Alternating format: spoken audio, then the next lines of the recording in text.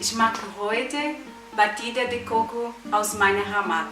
Das ist Kokosmilch, das ist unter Kondensmilch und natürlich Vodka. Oder kann auch Cachaça Caipirinha machen. Eis.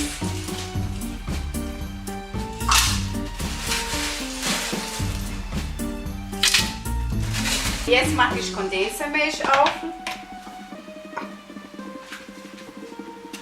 Ich die Kokosmilch auf.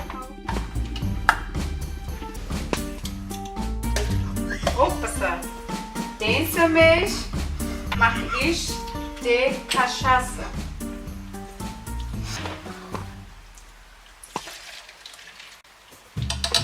So.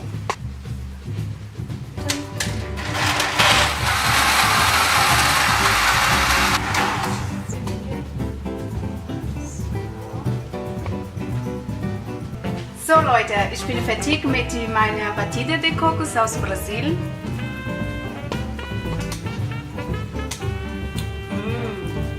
Sehr lecker.